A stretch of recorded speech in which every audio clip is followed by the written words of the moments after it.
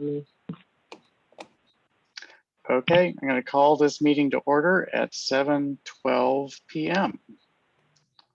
We have a quorum comprising myself, Aaron Foe, Marcia Dixon, and Hela Mayers. And let's all stand as we can for the Pledge of Allegiance.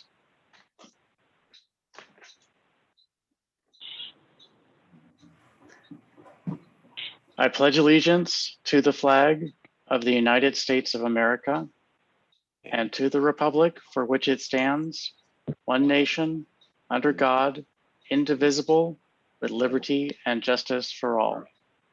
Please remain standing for a moment of silence or a silent prayer as your conscience finds appropriate.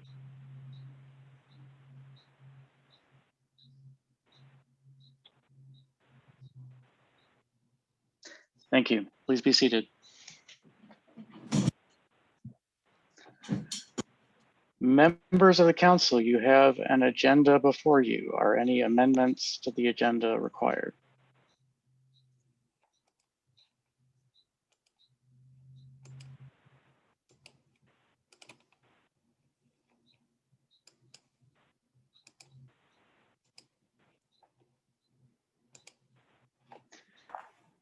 Hearing none, may I please have a motion to approve the agenda as presented? So moved. Second. Motion is made by Councilmember Foe, seconded by Councilmember Dixon. Is there any discussion of the agenda? Are there any public comments?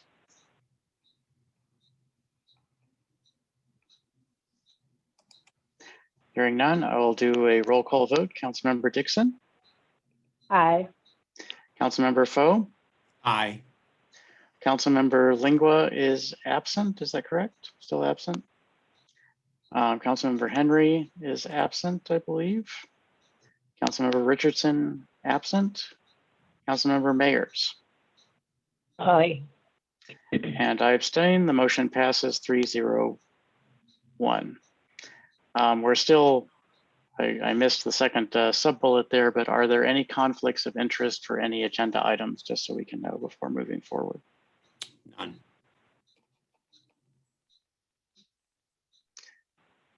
Okay, let's move on to the presentations.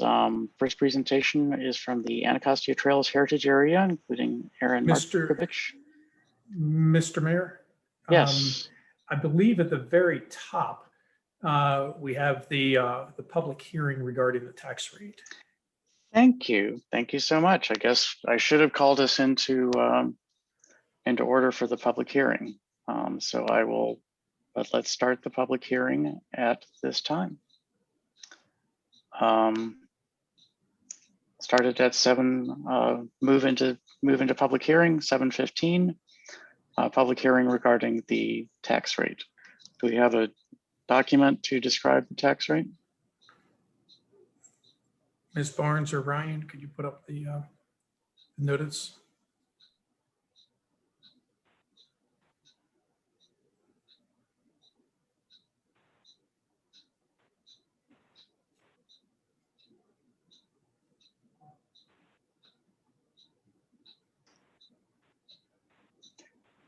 For those who are on the phone or may not be able to see it, I will read at least the first part of it. This is language that is prescribed by the state. Town of Riverdale Park, notice of a proposed real property tax increase. The mayor and council of the town of Riverdale Park is to increase real property taxes. For the tax year beginning July 1, 2021, the estimated real property assessable base will increase by 4.4% from $756,197,958 to $789,629,698. If the town of Riverdale Park maintains the current tax rate of 0.6540 per $100 of assessment, real property tax revenues will increase by 4.4% resulting in $218,644 of new real property tax revenues. In order to fully offset the effects of increasing assessments, the real property tax rate should be reduced to 0.6263, the constant yield tax rate. The town is considering not reducing its real property tax rate enough to fulfill offset increasing assessments. The town proposes to adopt a real property tax rate of 0.6540 per $100 of assessment. This tax rate is 4.4% higher than the constant yield tax rate and will generate $218,644 in additional property tax revenues. So this is saying that we are keeping the tax rate constant, but this means that revenues will increase because the assessable base has increased. And I will mention that this has been the strategy of the town for covering ever increasing costs of maintaining the town's level of service, is to keep the tax rate as flat as we possibly can. And it has been flat for many, many, many, many years. I believe it has not been changed since at least 2010, and allow and work to increase the assessable base by spurring economic development. Are there any public comments on the constant yield notice?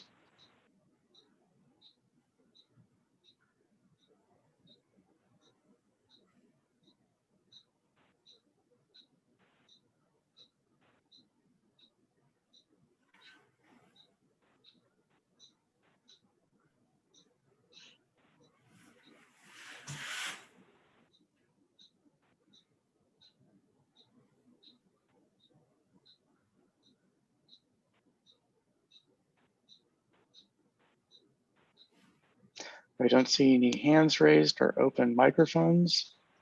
I'm going to suggest that we wait for just a few minutes, 3 minutes, let's say, to see if anyone else wishes to comment, and then we can move back to the special legislative session.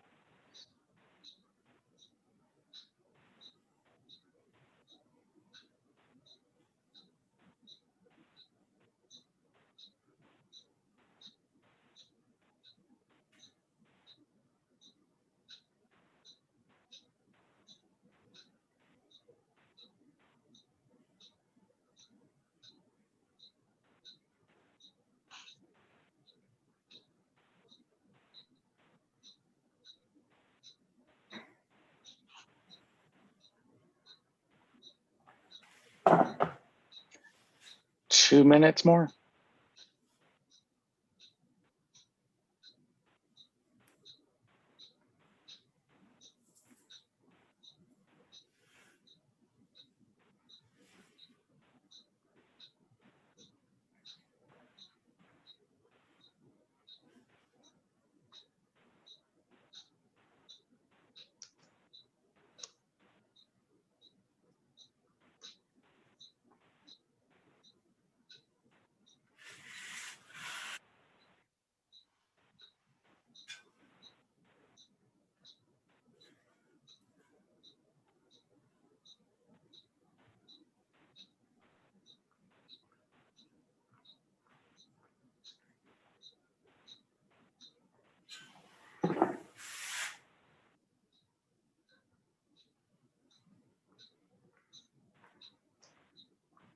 One minute more.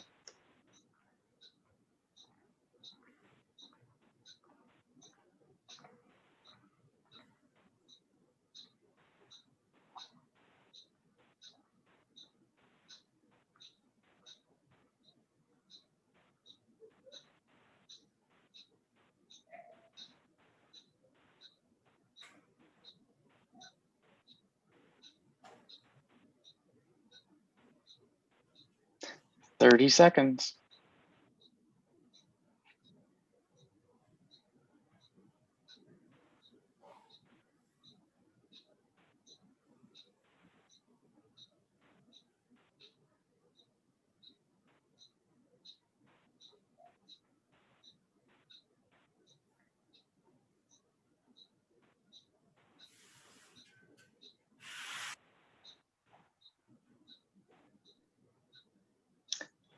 Are there any comments? Questions? Hearing none, I'm going to close this hearing effective 7:22 p.m. Thank you. Okay, let's move back to the special legislative meeting and the presentation from the Anacostia Trails Heritage Area. Aaron Markovich and Megan Bacco or Bacco, not sure how to pronounce it. Hi there, my name is Megan Bacco, Bacco like taco, which I'd just like to make sure is in the record. But in all seriousness, thank you very much for having me. And Aaron gives his regards. He has since moved on to Connecticut for a wonderful job, also in heritage tourism, which is obviously where his heart is. But in his 10 years of management of the Anacostia Trails Heritage Area, he wants to thank you for everybody's support and moving the organization from the anniversary of the War of 1812 and the Battle of Bladensburg into something that truly serves the community on a day-to-day basis. So Anacostia Trails Heritage Area is one of 13 state certified heritage areas throughout Maryland. And our job is simply to support all of the wonderful places that both visitors and residents want to visit, and the places that we take pride in, and then the places that we learn from. And so along those lines, our mission is to preserve and promote places like museums, historic sites, galleries, trails, and again, along those lines, we've been working on the Civil Rights Trail, as well as future interpretation of the Battle of Bladensburg, and thinking through what is the relevance today of those hallowed days in our past, and how can they serve us in the future. So we have, you all are a membership town with us, and we appreciate your support very much. And because of your proximity and being within the heritage area, please do not forget that we are here for your technical service and advice related to heritage preservation, historic preservation, trail development, interpretive signs, everything like that. We have, through us, we provide access to our state grants and also to our mini grants, which are available on a rolling basis and are perfect for events and reminding people that places are open and trails are open, and that is a service that we all provide to our community. So Aaron regrets that he can't be here, and he has regretfully moved on to Connecticut, but we can begrudge him that because of his service to us all here over the past 10 years. So thank you for having me, and please, if you have questions, my contact information is the same. So if you would reach out to Aaron Markovich, or if you have questions about our program, please anacostiatrails.org or Megan at anacostiatrails.org. Thank you, Ms. Bacco. Rhymes with taco. Appreciate the presentation.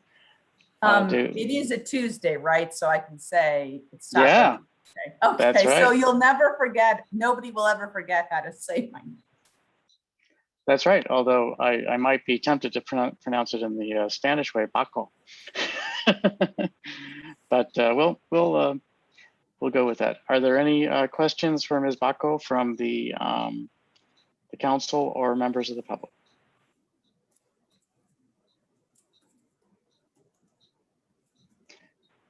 Well, I will say that we are extremely appreciative both of the long service of Mr. Markovich, of Aaron, and of you now being on the team, and of the Anacostia Trails Heritage Area overall.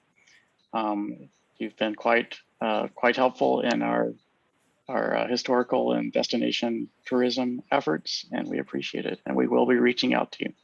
Don't worry. I would love that, please. My goal is to continue and expand the level of service and success to our membership towns. So thank you very much for having me, and as things come up, we have the rolling deadline for our mini grants, and please consider me a resource as our relationship continues. So thank you. Will do. Thank you again for coming. Thank you. The next item on the agenda is proclamation in recognition of Building Safety Month. And this is a long proclamation, so I may need to take a break and go get a glass of water after it before moving on to the second, but let's go. Building Safety Month 2021. Whereas the town of Riverdale Park is committed to recognizing that our growth and strength depends on the safety and economic value of the homes, buildings, and infrastructure that serve our citizens, both in everyday life and in times of disaster.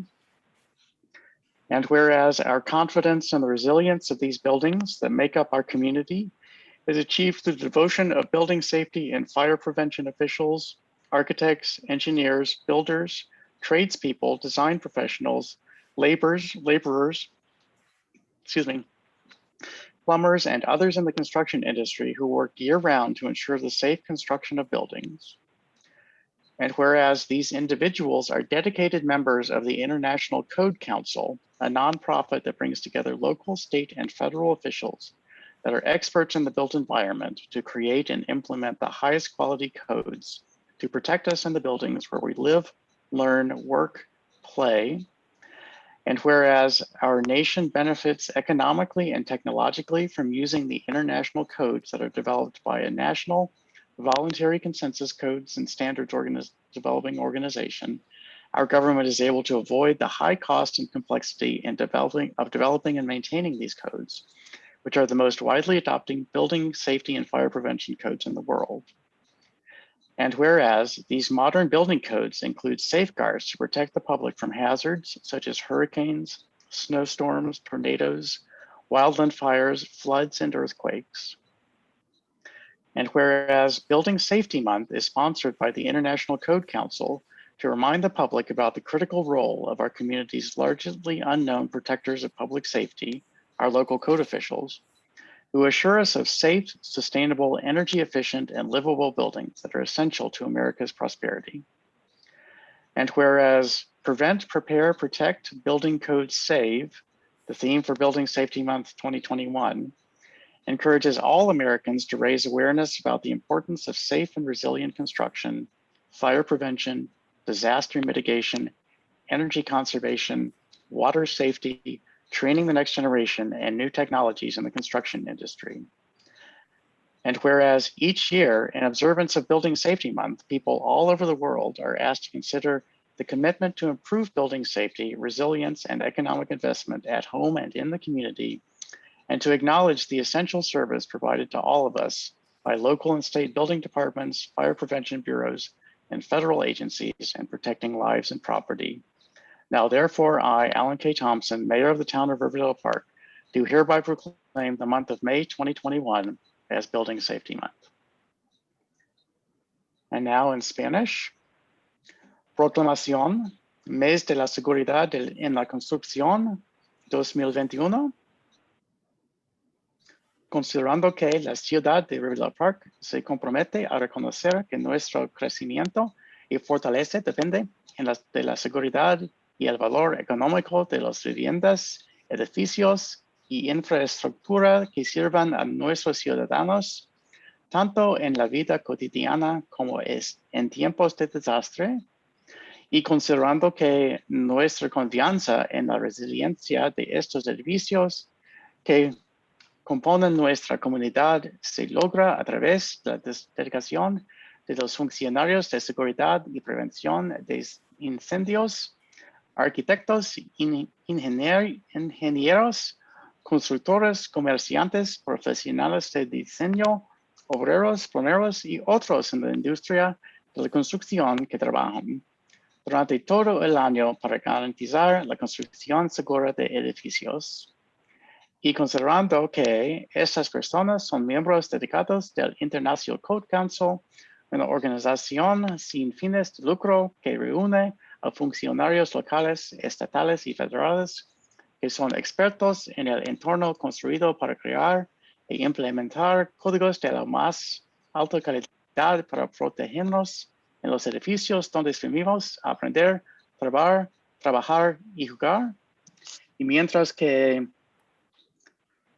considerando que nuestra nación se beneficia económica y tecnológicamente del uso de los códigos internacionales que son desarrollados por una organización nacional de desarrollo de normas y códigos de consenso voluntario, nuestro gobierno puede evitar el alto costo y la complejidad de desarrollar y mantener estos códigos, que son los más importantes códigos de seguridad en la construcción y prevención de incendios ampliamente adoptados en el mundo. Y considerando que estos códigos de construcción modernos incluyen salvaguardas para proteger al público de peligros tales como huracanes, tormentos de nieve, tornados, incendios forestales, inundaciones y terremotos, y considerando que el mes de la seguridad en la construcción es patrocinado por el Consejo de Código Internacional para recordar al público sobre el papel fundamental de los protectores de la seguridad pública, en gran parte desconocidos de nuestras comunidades, nuestros funcionarios de los códigos locales, que nos aseguran la seguridad, sustentabilidad, eficiencia energética y habitabilidad,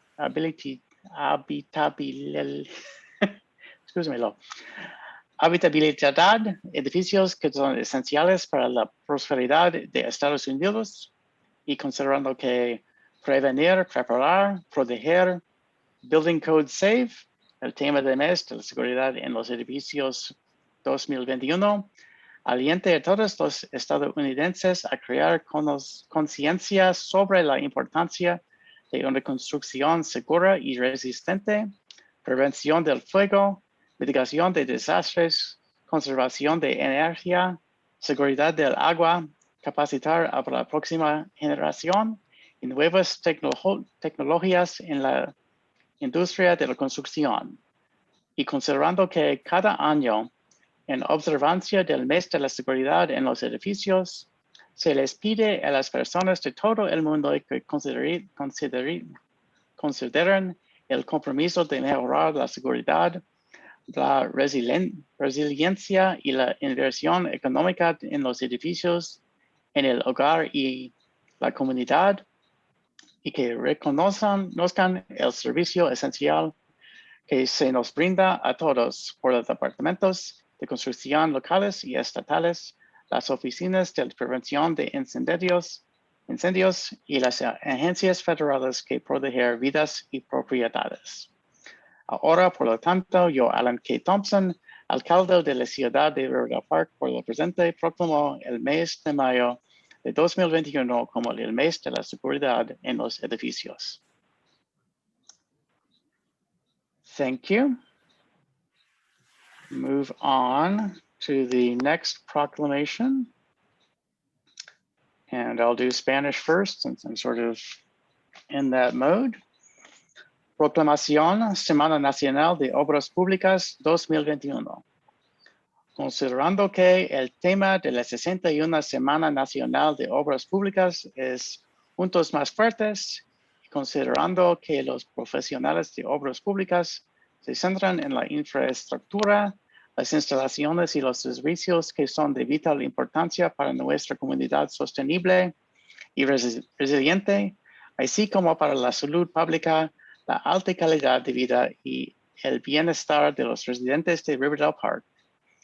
Y considerando que esta infraestructura, instalaciones y servicios no se podrían proporcionar sin los esfuerzos dedicados de los profesionales de obras públicas que son responsables de reconstruir, mejorar y proteger nuestra infraestructura, edificios públicos y otras estructuras y instalaciones esenciales para nuestros residentes, y considerando que este interés público que los residentes, las empresas, los líderes cívicos, los visitantes y especialmente nuestros niños en Riverdale Park obtengan conocimiento y mantengan un interés y comprensión continua sobre la importancia de las obras públicas y los programas de obras públicas en nuestros vecindarios.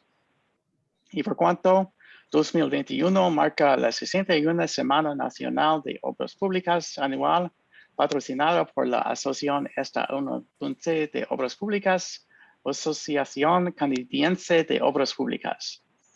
Ahora, por lo tanto, se resuelve que el alcalde y el consejo de la ciudad de Riverdale Park proclaman por la presente la semana del 16 al 22 de mayo de 2021 como Semana Nacional de Obras Públicas en la ciudad de Riverdale Park y exhortan a todos los residentes a reconocer las contribuciones sustanciales que los empleados de obras públicas realizan para proteger la salud, la seguridad y la calidad de nuestra vida, de vida de nuestra ciudad. And now in English, National Public Works Week 2021 Proclamation. Whereas the theme of the 61st Annual National Public Works Week is Stronger Together, and whereas public works professionals focus on infrastructure, facilities, and services that are of vital importance to our sustainable and resilient community, as well as the public health, high quality of life, and well-being of the residents of Riverdale Park. And whereas these infrastructure, facilities, and services could not be provided without the dedicated efforts of public works professionals who are responsible for rebuilding, improving, and protecting our infrastructure, public buildings, and other structures and facilities that are essential for our residents. And whereas it is in the public interest for residents, businesses, civic leaders, visitors, and especially our children in Riverdale Park to gain knowledge of and to maintain an ongoing interest and understanding of the importance of public works and public works programs in our neighborhoods. And whereas 2021 marks the 61st Annual National Public Works Week, sponsored by the American Public Works Association and Canadian Public Works Association, now therefore be it resolved that the town of Riverdale Park, Mayor and Council do hereby proclaim the week of May 16 through 22, 2021 as National Public Works Week in the town of Riverdale Park, and call upon all our residents to recognize the substantial contributions that public works employees make to protect our town's health, safety, and quality of life. And I would just like to add that this is so true. Our Public Works Department is so important for maintaining a high quality of life in the town. I want to personally thank all of the employees thereof. And Director Lewis, thank you for all of your efforts to run the department. Thank you, sir. So, because the mayor is never allowed to rest his voice, the next item on the agenda is the mayor's report. And I have not prepared a substantial report, so I'll just speak a little bit off the cuff. The COVID-19 statistics are continuing to improve. They're all pointed in the right direction. Things are going great, but we are not out of this pandemic yet. There are still many, many sick people. There are many people who are in the hospital. There are many people in ICU, and there are people dying. And please take it seriously. Please, even after you are vaccinated, and I hope that everyone who hears this or watches a video of it becomes vaccinated as quickly as they can, that we can get out of this. And until we are out, please maintain safety, maintain distance, wear your mask, wash your hands, and stay out of large gatherings of people. I want to thank, as I did last night, all of the staff and volunteers who were involved with the election. I received a very nice letter from Deputy Chief Judge Kate, exhorting the many virtues and organizational skills of our Director of Administration, Jessica Barnes. She wrote a really, really nice letter, and in my response, I said that we as a town are blessed to have Jessica Barnes on our team, and I feel that that is definitely the case. So thank you, Director Barnes. Thank you to the the Chief Judge, Sarah Zolad, and Deputy Judge, Kate, and the many judges from the wards, the backup judges, and the members of the Board of Election Appeals who, until we certify the election and swear in the new council, we still might get a challenged election. That's entirely possible. So thank all of the volunteers who were involved for making it be a fantastic event, and all the town employees and all the contractors. And the one other item that I will say is that every now and then I get to do something that is essentially no work and a lot of fun. And I got to do that this morning. I was invited to attend the groundbreaking for the new William Wort Middle School, and got to stand up there with a dozen or so elected officials and people who had worked hard on the project and dig into the pile of dirt and throw a little bit in the air and celebrate that this project is finally off the ground. And they are expecting that it will open for students in August of 2023, which is not that far away. So, and certainly the drawings of the building look beautiful. That concludes my report, and I'm looking forward to not speaking too much for a little while. And unless there are any questions, I'm going to hand off to Town Manager Listician for the Town Manager's report. Thank you, Mr. Mayor, members of council, members of the community, and the staff team. Ditto on the mayor's comments, thanking all of our resident volunteers for their efforts yesterday. Ms. Barnes, I too received that same letter and had just penned to reply right before the meeting. And we actually received another letter from an election judge. Ms. Kronk had sent a very kind letter as well. So thank you for improving process and taking the election process and protocols during this difficult time to a new level. And your hard work it reflects very positively on our organization and on our town. It's important that we all mark our calendars for an upcoming virtual charrette on an underpass project. It's in the CIP proposed budget, and that charrette is on May the 11th at 7:30 p.m. We have information on our website, I believe, for how to register for the event, and it's important that everyone pre-register through the links that we provide on our webpage. Your registration will be with the Neighborhood Design Center. I think I got that right. Is that correct, Ryan? Yep. And so we also have a not to be missed event or gathering tomorrow, virtual gathering. And so the members of the MUTC committee in a non-MUTC virtual meeting will be providing input on the trolley trail lighting project.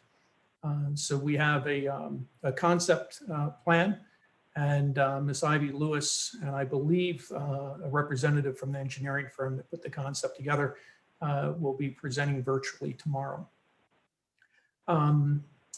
When I do want to highlight one thing, Mr. Mayor, when you get to the correspondence summary, there's a letter there from the state, and you may want to ask Chief Morris at that time if he has any comments on that. That's all I have for this evening, unless there are any questions. Thank you, Mr. Town Manager. Are there any questions for the Town Manager?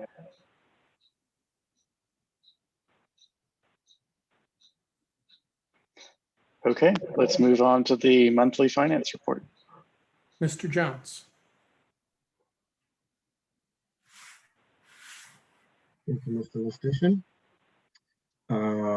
So for tonight's finance reports, they're much like the finance reports that we've presented in the past.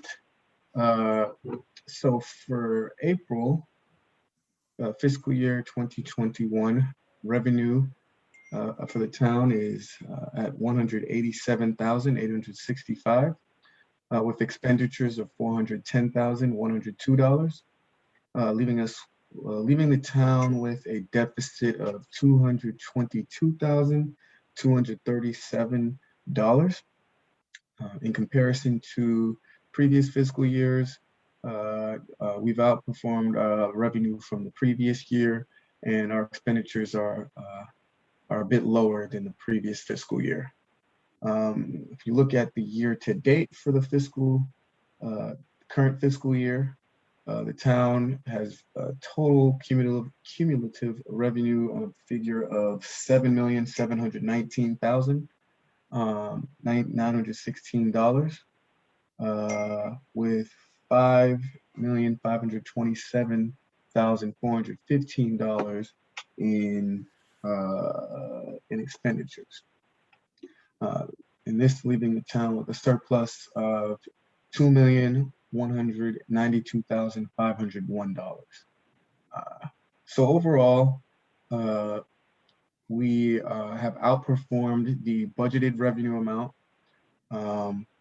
which was $7,251,000, and we are on track to hit our projected amount that we had covered in the budget. And sorry, that figure is $8,262,000. So we have roughly 2 months worth of revenue to record, as well as expenditures, but we are fully confident that we will hit the projected revenue amount of the $8,262,000. Also, so for our expenditures, we are a bit higher than where we were in the last fiscal year, but we are maintaining our expenditures, and we also feel that we will hit our targeted expenditures amounts as well. So yeah, that concludes the finance reports for April 2021. And I'll open it up to any questions. Thank you, Mr. Jones. I'll just mention, make 2 quick comments. Three quick comments. One of them is that I noticed that Councilmember Lingua arrived at some point during the last couple of reports. Just wanted to mention that for the record. In terms of the expenditures exceeding last year's expenditures at this time, we didn't have a pandemic during much of the previous fiscal year, and I know even our farmers market dollars program was a significant expenditure, so that might well explain why we're above where we were in the previous year. And one other comment, since you mentioned the deficit word, I just wanted to make sure that we understood that most of the town's income comes in a lump in the fall and a second smaller lump in the early part of the year. And this is simply a monthly deficit that reflects the fact that our income doesn't come in uniformly during the whole year. So it's nothing to be concerned about. We are actually well on track to be within our budgetary estimates and have a balanced budget for the year. So those are my comments. Are there any additional council comments? Mr. Mayor, if I may, please. Please go ahead, council member. Thank you, Mr. Mayor.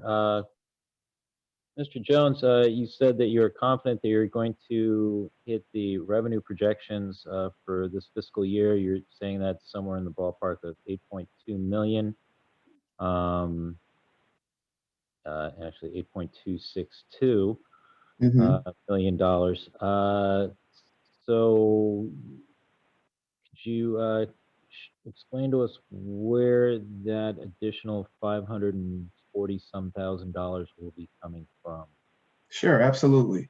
So as of now, we're actually 4 months behind in speed camera revenue. So a good portion of the revenue will be coming from that, but we also have local income tax revenue that we are expecting to get. And we're also in the process of getting a confirmation on the 107,000 for the TIF surplus revenues that will flow back to revenue as well. We fully expect to get that. The last correspondence we had with our MuniCap representative, they mentioned that they were confident that we would receive that as well, but we're waiting to get actual confirmation before we actually move those funds over for the TIF surplus. So yeah, that's what will make up the majority of that.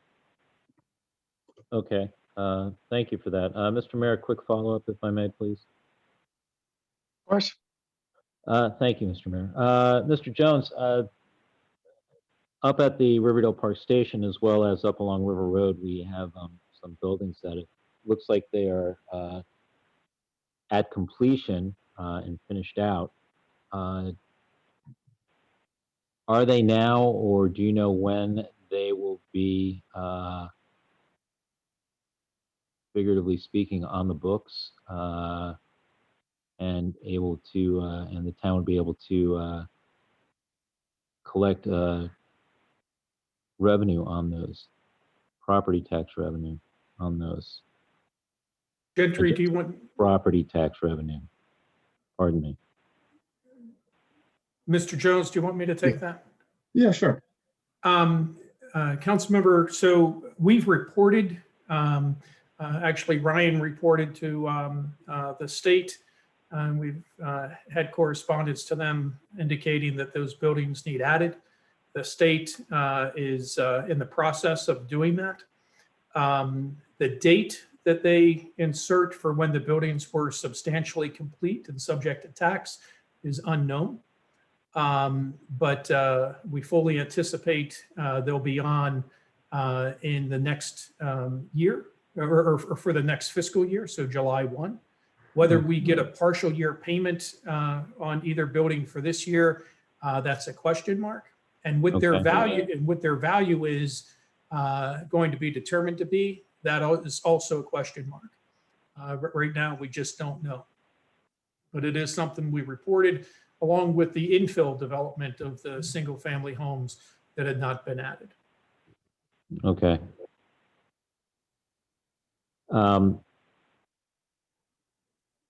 Did state say when they would be getting back to us on this information? No, sir. But we've reported it, and we look forward to an update. As I mentioned during the various budget meetings, I do not anticipate any sort of official recognition or communication from the state for probably a month or so. Okay, but you are expecting them to be of record by the start of the fiscal year? Yes, and I just don't know what value the state's going to put on them. So all of our projections for next year do not include those. We budget conservatively and go by what the state tells us our assessable base is versus what we believe it may be. Okay. Thank you. Are there additional questions for Mr. Jones from the council or members of the public?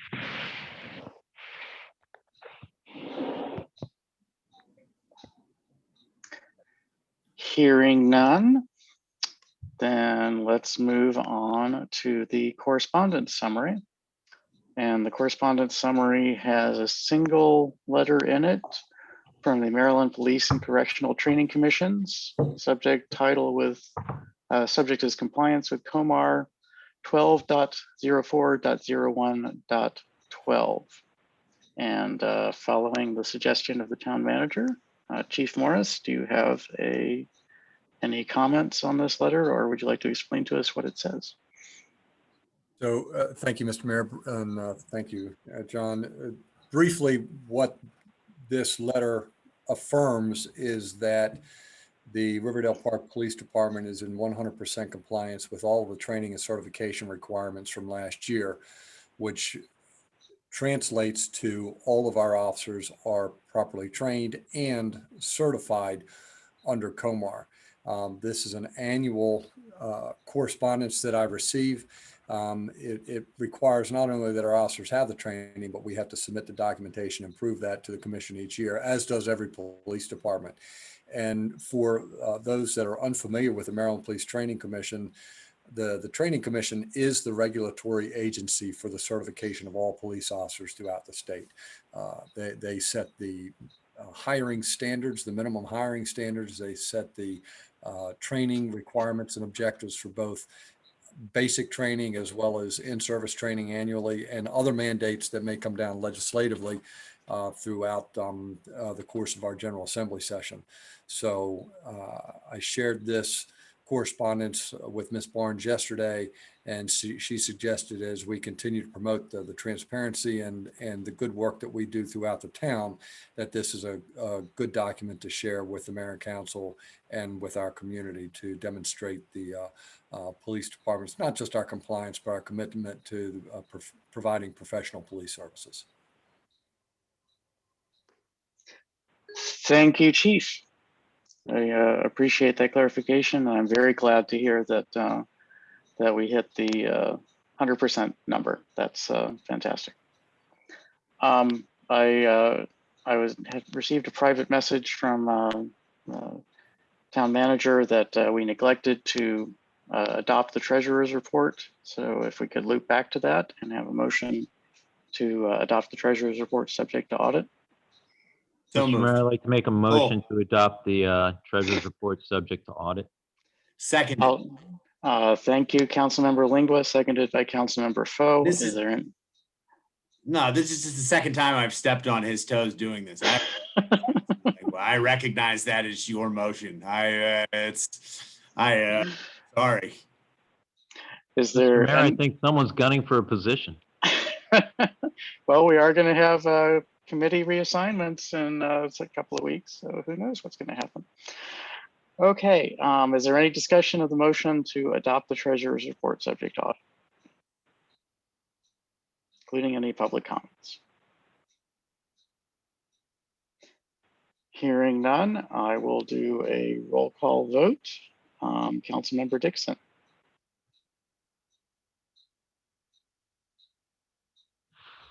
Aye. Thank you. Councilmember Foe. Aye.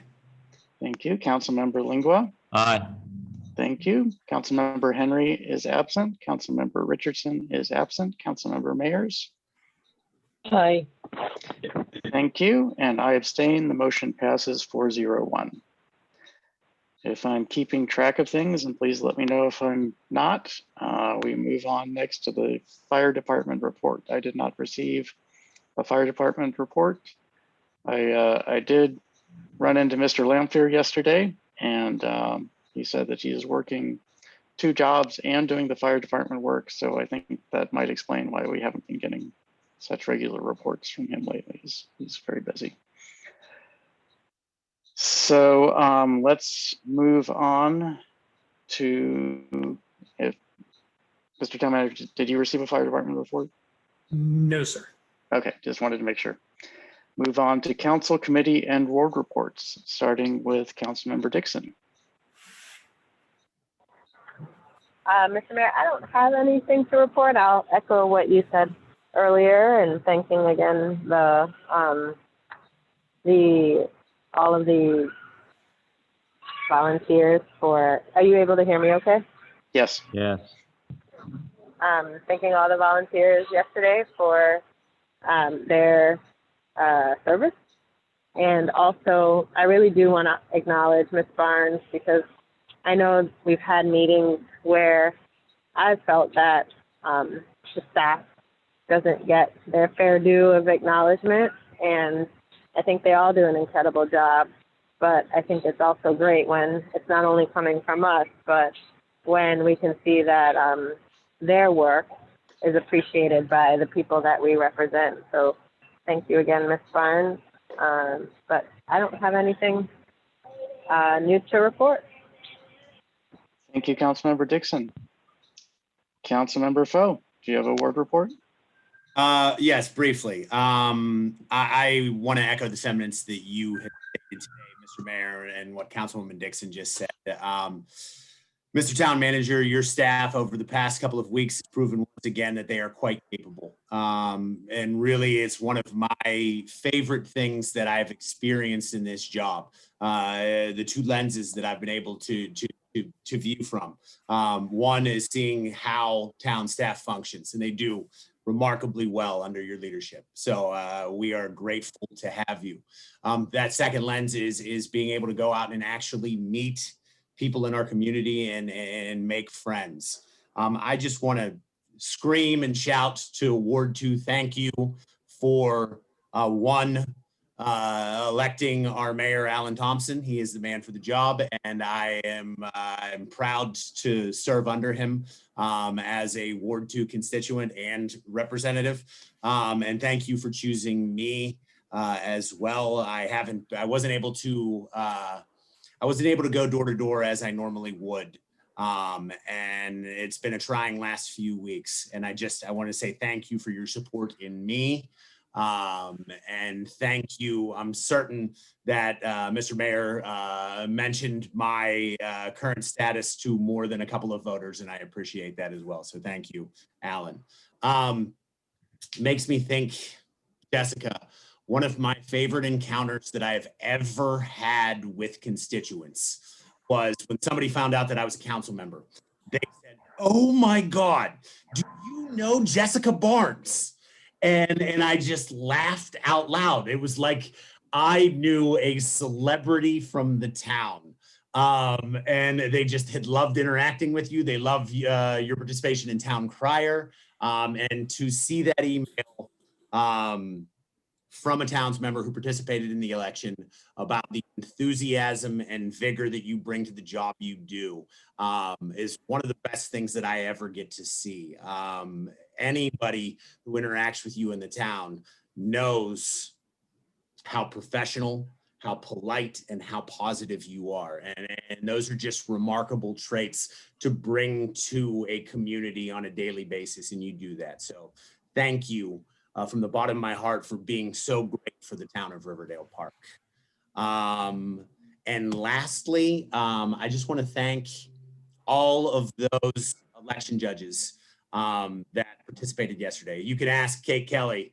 I walked in and just seeing so many people for the first time that I would normally dialogue with, Heather Cronk, Chris Fike, Sarah Zoldad, Kate Kelly. I just was discombobulated a little, and I was just wandering around, just being prepared to be dialoguing about the town of Riverdale Park. When the mayor asked me to reach out to see if any of my local friends could participate as election judges, I sent a text message, and I got 3 responses in a matter of 5 minutes. And I just want to say thank you to Chris Fike, Caitlin Harwood, and Joshua Spann for representing Ward 2 so well. And Sarah Zoldad, I didn't ask Sarah, Alan did, I think. We had incredible participation in this election, and we couldn't move forward without participation from citizens like you. And one last, I'm sorry, a little longer than I said I was gonna go. I wanna say congratulations to all council members for re-election and welcoming new council members. We oftentimes don't pat ourselves in the back, nor do I think we should, but we make quorum happen. And I don't know how many people actually realize what that takes. You know what I mean? Hearing Marcia in the background, probably trying to be a mother as she is a council member, knowing that Councilman Lingua and the mayor are rushing home from work, seeing Councilwoman Mayers consistently represent her ward. We allow this staff to move forward with work. We allow this town to move forward, and I am grateful to get to serve with every single one of you. And I'm grateful to the town for allowing that to happen again. So with that, Thank you, everyone, and I yield my time. Thank you, Councilmember Foe, and thank you for your warm words. I'm very happy to serve with you as well. And I believe that somewhere during your report, we actually lost Councilmember Dixon, but hopefully she will be back in a little while. We still have a quorum, unfortunately. Thank you. Let's move on to Councilmember Lingua, Ward 3. Thank you very much, Mr. Mayor. Good evening to those joining this meeting tonight.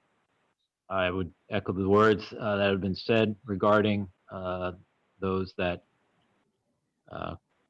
helped out with the election, the judges, those that came out, voters that came out, staff that put in an extra long day to make sure that this could happen in a very efficient and professional manner. I remember years ago at MML when I first ran into Ms. Barnes there when she was working for the Maryland Municipal League. And I remember thinking to myself, my gosh, who is this pro from Dover? And how can we get a hold of her? And when I found out later at the time from then Town Administrator Ms. Imholz that Jessica would be joining the staff, I had the feeling that at the time, lightning had yet again struck Riverdale Park. And that we were very lucky to have her aboard. And to this day, I hold that sentiment. The superlatives placed upon her already, I don't know if I could add any more. They stand for themselves. But indeed, we are very fortunate that she is here.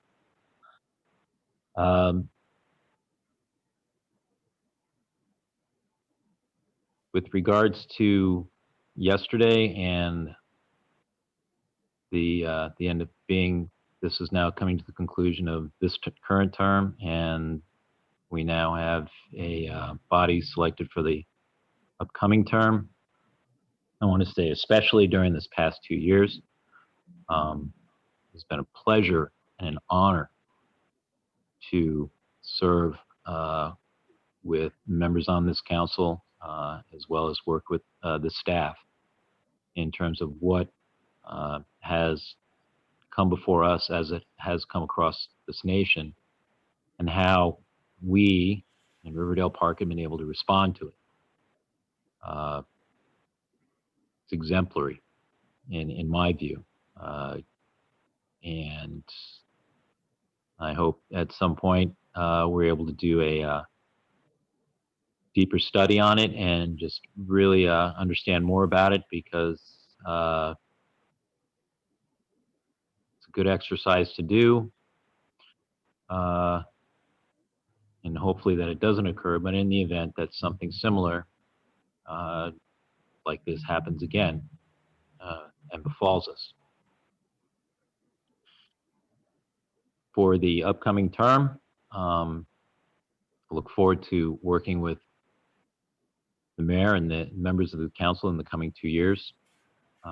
Even though we've just come out of, we are still coming out of something quite substantial, there's still a fair amount before us. And I look forward to working with council and staff, meeting those challenges, meeting the goals that are set, and making sure that we're able to do the day-to-day in a Jessica Barnes-like fashion, as well as along with the other members of the staff, in a fashion like Director Lewis, in a fashion like Chief David Morris, and all the staff over in each of those departments, because while Ms. Barnes has probably given former Corporal Larry Hayes a run for his money on being the most recognized person in town among staff, I would say that this is an exceptional staff we have with us, and it is one that can do a substantial amount and really achieve things that this council has worked and previous councils have worked years to come to fruition.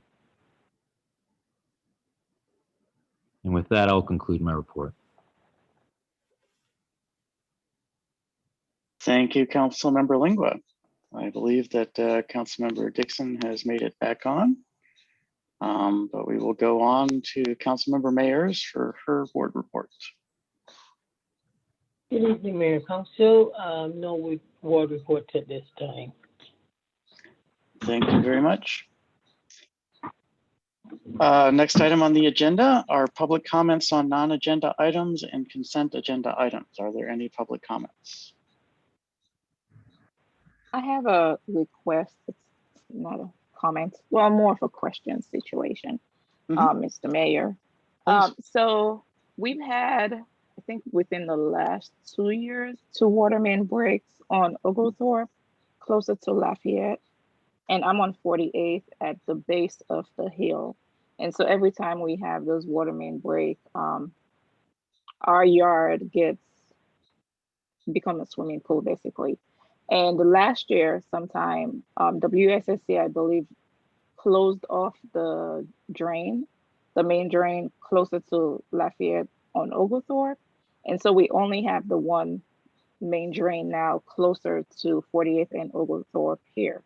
But every time we have a substantial amount of rain, nothing finds its way into the drain, but into the house, the Legs house and our house. And our house basically suffers all of the water that comes down all of Oglethorpe. And so I'm pretty sure WSSC is not going to open that drain back up, because I think that's what was causing the water main breaks that we've had. So we've been talking about doing a French drain. We already have one in our backyard, but that doesn't do anything when it rains. What's the process, or if it's even possible to do a drain that feeds out onto 48 so that it goes, you know, if we build a couple of French drains in our yard that feeds out into the street, what's the process for that? Where do we even start? Is that something that we draw up and come to you guys with, and then you take to the county? What's if that's even a possibility to get the water out of our yard? Well, it sounds to me like there might be a few separate problems. One of them being the water is coming out of the street and into your yard, and then it's not clear to me whether that's the main problem and we need to try to address that, or whether there's another issue. Director Lewis is nodding her head, and so I'm going to hand over the floor to staff to discuss how we can move forward. Thank you, Mr. Mayor, and good evening, everyone. I guess I hesitate to say what the appropriate process is without better understanding what the problem is.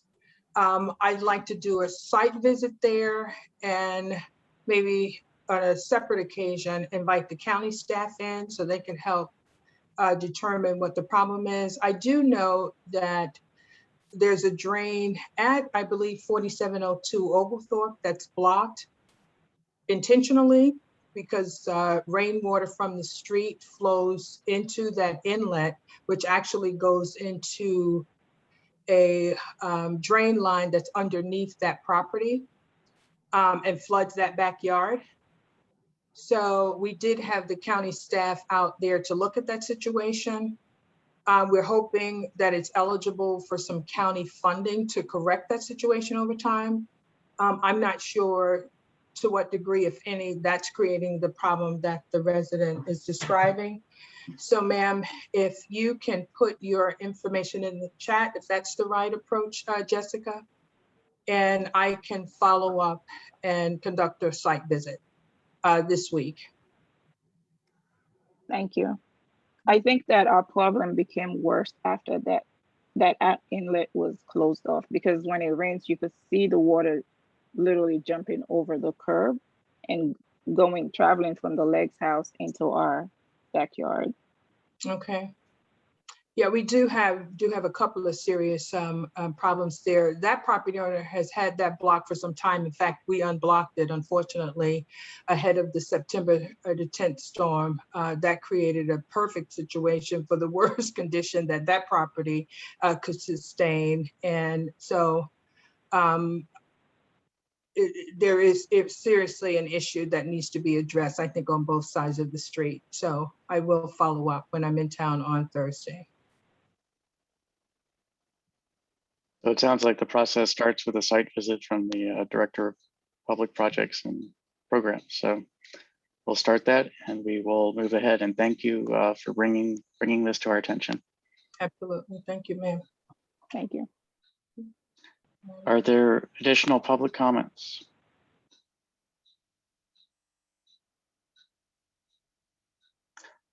Okay, let's move ahead to the consent agenda then.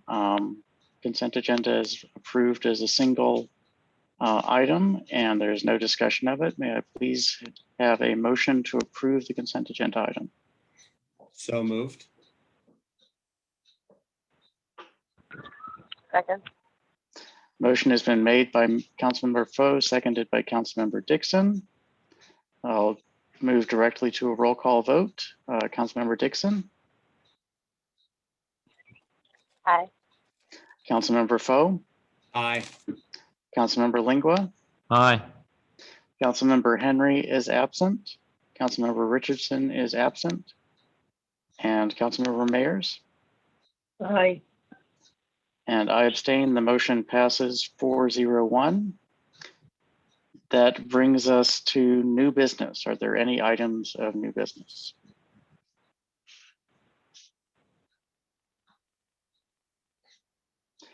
Hearing none, we'll move. Yes. Pardon me, Mr. Mayor, I was having trouble with my mute feature. Item of new business, more like a query. I was wondering if it was possible if we could find out from the Maryland Park and Planning, Parks and Recreation Department regarding the field status for the two things, actually, the field status for the field that they have been renovating the past several years, I think going on now. It'll be, I believe, 5 years this September. The main soccer field, that is, because it is still marked that it is closed for renovation. As well, being that the parks are being more and more in use in relation to when it is deemed allowed to have more organized events on these fields, when does Parks and Recreation deem it allowable to provide permits for reserving fields? I know that we had set up a number of years ago, back in the early 2000s, an arrangement with them, which I believe is still in standing, regarding having permitting priority for Riverside Neighborhood Park.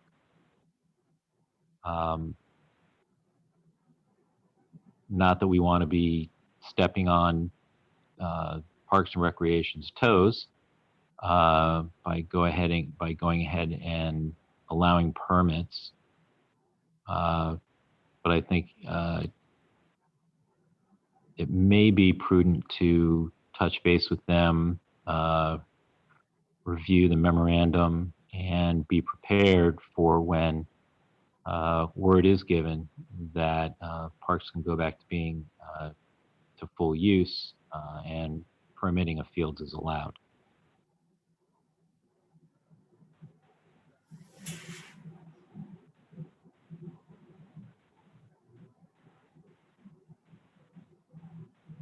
Mr. Town Manager? I'm going to defer to Ms. Barnes because she has been involved in this in the past. Ms. Barnes? Certainly. This has been something that we have reached out to Parks and Recreation numerous times about over the last several years, and we haven't been able to get a definite answer on the status of the field. And that sign, as you mentioned, Councilman, still remains. So I will once again reach out, and if we need to, I will enlist some other assistance to move this further a little quicker. We have had outreach from residents, in fact, just recently, seeking permits, and we haven't been able to issue permits because the field is still marked as closed. Okay. There are other fields there that are able to be used, and is Park and Planning at all issuing any permits for any fields under its auspices? Not well, specifically for Riverside Neighborhood Park. I think we have the soccer field, the baseball field, and the pavilion. Right. So I'm not certain how much responsibility Park and Planning actually has for permitting. I think they've kind of given a lot of that to us, but it's been really difficult to get answers from them specifically about the field. We get more inquiries about using the soccer field more so than anything else. And you're absolutely correct. It has been many, many years, and I can't fathom how long it takes to reseed and aerate a field, but it does take a while, they have said. So I will follow up again this week and hopefully have a better answer for you when we meet in June. Yeah, it was, well, let's go with that. I would say that, they have an interesting way of approaching, closing a field and restoring it over an extended amount of time, being that the field is getting used regularly by folks just coming out and just disregarding the sign. But that's really not our concern. That's Park and Planning's. I think ours is just a matter of just asking them when they deem that it will be open, and that as well about issuing, being able to issue permits, be that for the pavilion or be that for the softball field, which, as far as I know, are still functional. They're not closed, i.e. for like any type of renovation. So that was my curiosity as to, in relation to the pandemic, how is it that are we as a town to proceed in terms of issuing permits for those facilities that can be used? Because if Park and Planning is not issuing permits, I would hate to see it that where Park and Planning is not issuing permits for other fields, and permits are coming out of here for those facilities when they're not supposed to, because we're in a working relationship with Park and Planning. Just want to make sure that we're following their guidelines. Absolutely, and that's exactly what we are doing. We've actually been in a holding pattern for quite a while, and every time we have an inquiry, we follow up with Park and Planning and how much longer is it going to be on the field, and there's just no definitive answer. But I will, it always helps to say the council has asked, and typically we will get a better response. So I will get that for you as soon as possible. And I misspoke when I said June. I'll have it for you long before then. Sure. So we'll follow Sure. next week. Okay. Thank you. Are there any other items of new business this evening?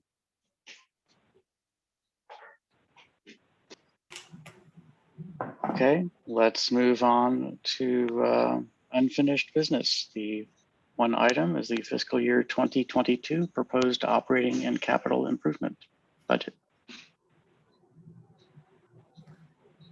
So all I will say on this, Mr. Mayor, is that this is another opportunity for for yourself, members of the council, members of the community to provide any comment or feedback. The staff team is making all the typographical corrections that were pointed out in the public hearings, as well as we are at the mayor's recommendation reordering the CIP projects to make it more understandable, have a better flow. So we'll be grouping the projects, I believe, by projects and acquisitions separately instead of having them intermixed, and having them basically by department within those categories. So it'll provide better clarity for our residents and the council as they look through the budget book. And if there's any questions, Mr. Jones and Smith and I are here to respond to any questions. Okay, I just want to state that it was a resident who was at one of the budget hearings who requested the reorganization, but I thought it was a good idea, and I appreciate it that staff is working on that. When is the anticipated adoption date? Ms. Barnes, correct me, but I believe it's May 24th at a special session. Okay. So and that is... gives, go ahead, sir, I'm sorry. No, go ahead. That gives us plenty of time to report the adopted tax rate to the county. We've already received a request from the county saying that they need that by June 1. Yes, in past years, then we were given an extension on that, but I'm always glad that we haven't been for the last several years, and I appreciate that. Okay, are there any council or public comments on the current state of the budget? Any additional input?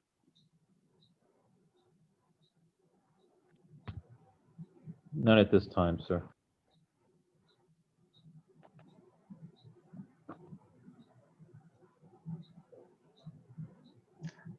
Okay, if there's no additional discussion, then I guess the staff will finish correcting the small issues that were identified, formatting issues for the most part. And we can expect to vote on this in a few weeks. Are there any other items of unfinished business?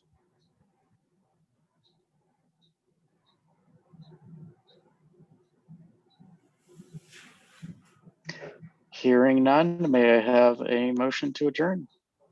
So moved. Second.